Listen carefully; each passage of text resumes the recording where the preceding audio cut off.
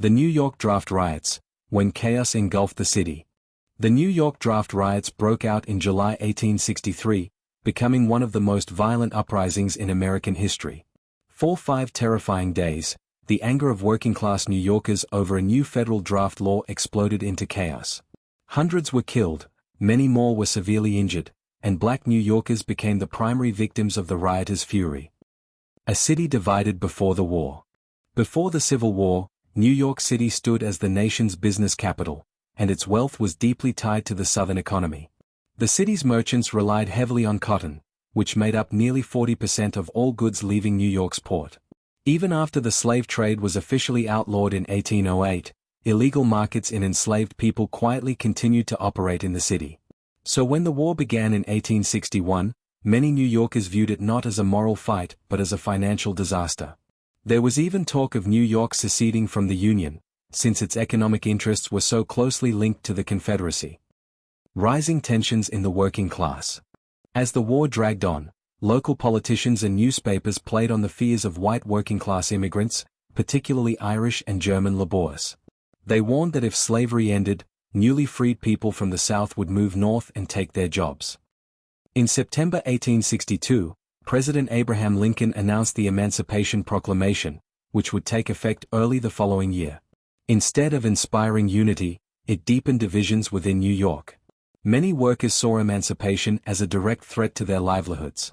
The resentment spread through the city, even among Union soldiers from New York who believed they had enlisted to preserve the Union, not to abolish slavery. By the summer of 1863, those frustrations would boil over into one of the darkest chapters in the city's history, the New York Draft Riots. The draft law that sparked the New York Draft Riots. By early 1863, the Union Army was running desperately short on manpower. To fill the ranks, President Abraham Lincoln's administration introduced a new federal draft law, a measure that would ignite anger across the North and set the stage for the New York Draft Riots. The law required all male citizens between 20 and 35, and unmarried men between 35 and 45, to be eligible for military service. On paper, the system appeared fair, a simple lottery to decide who would fight. But in reality, it was anything but equal. Wealthy men could buy their way out of service by hiring a substitute or paying a $300 commutation fee, an enormous sum at the time, equivalent to nearly $6,000 today. For the average laborer, who earned about that much in an entire year, this meant one thing: the poor would fight the rich man's war. To make matters worse, black men were exempt from the draft, since they were not considered citizens under U.S. law. This deepened resentment among white working-class immigrants, especially the Irish, who already feared that freed African Americans would soon compete with them for scarce jobs. Tension builds across the nation. Riots against the draft broke out in several northern cities, Detroit, Boston, and others, but nowhere would the anger explode as violently as in New York City. Anti-war newspapers fanned the flames with articles attacking the draft and accusing the government of exploiting the poor.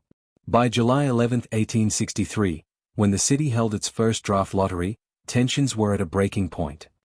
The riots begin. For the first 24 hours after the lottery, the city seemed calm. But on the morning of Monday, July 13, that uneasy silence shattered. Thousands of furious white workers, mostly Irish and Irish-American laborers, poured into the streets. They attacked draft offices, government buildings, and anyone who stood in their way. The city's limited police force and soldiers were quickly overwhelmed. By afternoon, the violence turned from protest to racial terror. The mobs began targeting black New Yorkers, burning their homes, businesses, and churches. In one of the most horrifying moments of the riots, a crowd of several thousand stormed the Colored Orphan Asylum on 5th Avenue near 42nd Street. Inside were more than 200 black children. The mob looted the building, taking bedding, food, and clothing, before setting it on fire. Miraculously, the children escaped unharmed, escorted to safety by a few brave citizens and police officers. The New York Draft Riots had transformed from political protest to one of the darkest and most shameful episodes in the city's history. Violence and bloodshed in the streets. As the New York Draft Riots raged on, the violence grew more savage and widespread. The mob's fury was not limited to black citizens. They also targeted white abolitionists, as well as white women married to black men, branding them traitors to their race. Down by the docks, white dock workers, already resentful of black laborers working beside them, saw the riots as their chance to eliminate competition. Earlier that year, tensions had already boiled over when dock workers violently protested against employers hiring black men. Now, in July 1863, that hostility returned with devastating force. The rioters destroyed businesses that served black workers, looted homes, and brutally attacked anyone who stood in their way. Their goal was chillingly clear: to erase the black working class from New York City. But the most horrifying scenes were reserved for black men, many of whom were lynched or beaten to death in the streets. Witnesses described acts of shocking brutality that left the city scarred for generations. Official reports listed 119 deaths, but historians believe the true toll may have reached over 1,000 people, making the New York Draft Riots one of the deadliest urban uprisings in American history. How the New York Draft Riots came to an end. City and state leaders struggled desperately to regain control. Governor Horatio Seymour, a Democrat who had opposed the draft law, hesitated to take firm action. His attempts to calm the mob with speeches and appeals were largely ignored.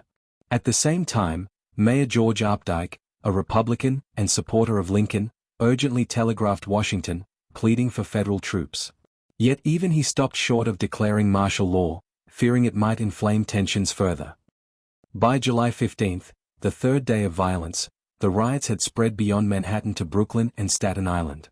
Fires, looting, and assaults continued unchecked as the overwhelmed local police fought to contain the chaos. Finally, on July 16, the situation began to shift. Over 4,000 battle-hardened Union soldiers, fresh from the Battle of Gettysburg, arrived in New York City. They clashed with rioters in the Murray Hill area, using bayonets and artillery to drive the mobs back. By midnight, the army had restored order. After 5 days of fear and destruction, the New York Draft Riots came to a bloody end. Aftermath and legacy of the New York Draft Riots. When the smoke finally cleared, New York City lay in ruins. In addition to the horrific loss of life, the New York Draft Riots had caused millions of dollars in property damage and left nearly 3,000 black residents homeless. Entire neighborhoods were reduced to ashes, and countless families were displaced, many never to return. The riots remain the deadliest civil disturbance in U.S. history, surpassing even the 1992 Los Angeles riots and the 1967 Detroit riots in both violence and destruction. When the Colored Orphan Asylum tried to rebuild on its original Fifth Avenue site, nearby property owners protested.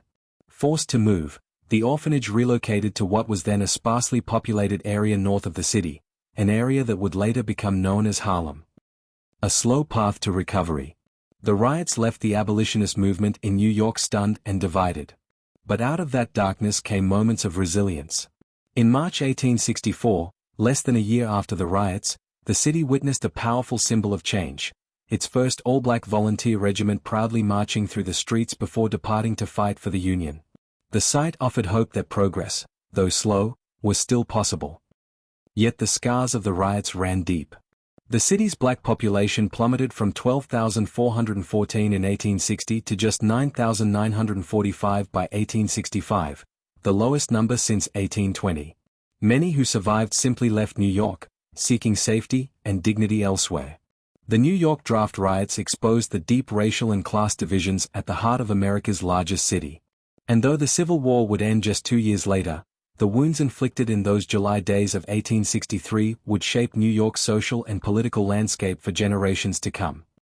The story of the New York Draft Riots is a chilling reminder of how fear and inequality can ignite violence, but also how communities can rebuild and move forward. If you enjoyed exploring this powerful chapter of American history, don't forget to subscribe to History Love for more in-depth stories from the past. Like this video to help others discover it. And share your thoughts in the comments. What lesson do you think New York learned from these tragic events? Join us next time as we uncover more hidden stories that shaped our world, right here on History Love.